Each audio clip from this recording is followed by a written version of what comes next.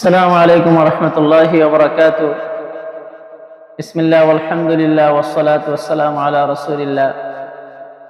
সম্মানিত দর্শক শ্রোতাবিন্দু, প্রশ্ন উত্তরে কুরবানি তৃতীয় পর্ব নিয়ে আবারও আপনাদের সামনে হাজির হয়ে গেলাম।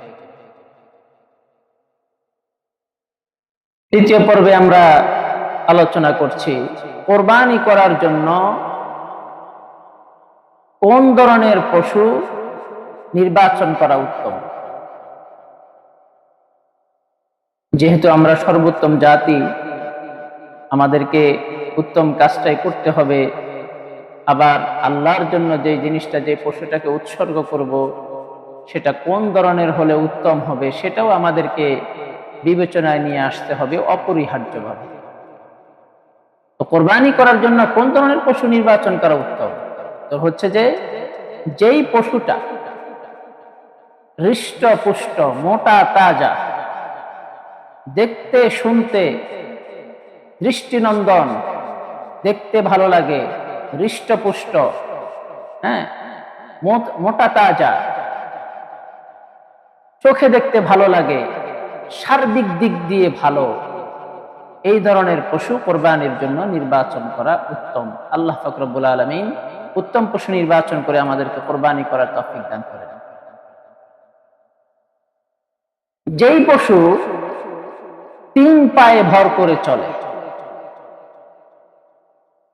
তিন পায়ে ভর করে চলে মানে একটা পশুর পা হচ্ছে চারটা, তিন পায়ে ভর করে চলে, তার মানে আরেক পা নেই, আরেক পা দিয়ে চলতে পারে না, তিন পা ভর করে চলে।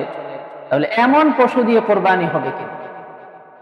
উত্তর হলো এমন পশু, যেই পশু তিন পায়ে ভর করে চলে, আরেক পা দিয়ে চলতে পারে না, সেই পশু দিয়ে কোরবানি হবে না। কারণ এটার অঙ্গহানি হয়ে গিয়েছে, এবং যে সমস্ত ত্রুটির কারণে, পশুর মধ্যে যে সমস্ত ত্রুটি চলে আসলে কোরবানি হয় না, এমনই একটা ত্রুটি তার মধ্যে চলে এসেছে। এই জন্য তিন পায়ে ভর করে চলে এমন পশু দিয়ে কোরবানি করা যাবে না, কোরবানি করলেও হবে না। রুগ্ন পশু দিয়ে, অসুস্থ পশু দিয়ে কোরবানি হবে কিনা? উত্তর হলো না। অসুস্থ পশু দিয়েও আপনি কোরবানি করতে পারবেন। আগেই আলোচনা গেছে যে পশুটা দিয়ে আপনি কোরবানি করবেন সেটা রোগ মুক্ত হতে হবে, সুস্থ হতে হবে, মোটা তাজা হতে হবে, দেখতে শুনতে ভালো, দৃষ্টিনন্দন এমন হতে হবে, সেটা তো বলাই হয়েছে। সুতরাং অসুস্থ পশু দিয়ে কোরবানি করলে কোরবানি হবে না। আর যেহেতু আমরা আল্লাহর জন্য একটা পশুকে আমরা উৎসর্গ করব, সে হিসাবে আমাদের মনের মধ্যে কখনোই যাতে চিন্তা না আসে যে অসুস্থ পশু দিয়ে কোরবানি করার এই অনুন্নত রুচি, এটা যাতে কখনোই আমাদের মধ্যে না আসে। আল্লাহ তাআলা আমাদের সকলকে হেফাজত করেন। দাঁত ছাড়া পশু দিয়ে কোরবানি করলে হবে কিনা? দাঁত দাঁত ছাড়া পশু দিয়ে কি কোরবানি হবে? যে পশুর দাঁত নেই, ওই পশু দিয়ে কোরবানি করা যাবে কিনা? উত্তর হচ্ছে যে একটা দাঁত নেই, এটা কোনোভাবেই হবে না। অথবা কিছু কিছু আছে তবে ঘাস খেতে পারে না, এমন পশু দ্বারা কোরবানি হবে না।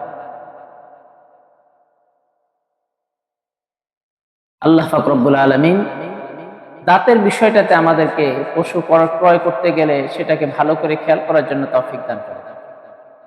শিং ছাড়া পশু দিয়ে কোরবানি করলে কোরবানি হবে কিনা? যে পশুর শিং নেই, তো এখানে একটু কথাটাকে একটু ভেঙে আমাদেরকে বলতে হবে, ভেঙে আমাদেরকে জানতে হবে। একটা হচ্ছে পশুর শিং জন্মগতভাবে নেই, এটা একটা বিষয়। আরেকটা বিষয় হচ্ছে যে শিং ছিল কিন্তু কোনো দুর্ঘটনাজনিত কারণে তার শিং ভেঙে গেছে। দুই রকম বিষয়টা। তো জন্মগতভাবে যে পশুর শিং নেই, জন্মগতভাবেই যেই পশুটার শিং নেই, ওই পশুটা দিয়ে কোরবানি হবে। তবে শিং ছিল কিন্তু কোন দুর্ঘটনার কারণে পরবর্তীতে যেটা ভেঙে যায়, আর ভেঙে যাওয়ার ফলে ওই পশুর মস্তিষ্কে যদি ক্ষতি হয়, এমন পশু দ্বারা কোরবানি করলে কোরবানি হবে না। শিং ভেঙে যাওয়ার কারণে পশুটা এমন ভাবে ক্ষতিগ্রস্ত হয়েছে যে মস্তিষ্কে আঘাত লেগেছে, তার মস্তিষ্কই ক্ষতিগ্রস্ত হয়ে গিয়েছে, তাহলে এমন পশু দিয়ে কোরবানি হবে না। এটা বড় ধরনের ত্রুটিটার মধ্যে চলে এসেছে। তবে যে পশুর শিং অর্ধেক ভেঙে গেছে, পুরোটা ভেঙে যায়নি, অর্ধেক ভেঙে গেছে, তো অর্ধেক হলে, অর্ধেক ভেঙে গেলে সেটা দিয়ে কোরবানি হবে। লেজ কাটা, কান কাটা পশু দিয়ে কোরবানি হবে কিনা? কোন পশুর লেজ কাটা, কোন পশুর কান কাটা, এমন পশু দিয়ে কোরবানি হবে কিনা? উত্তর হচ্ছে, যদি পশুর লেজ বা কান অর্ধেক বা তার বেশি কাটা হয়,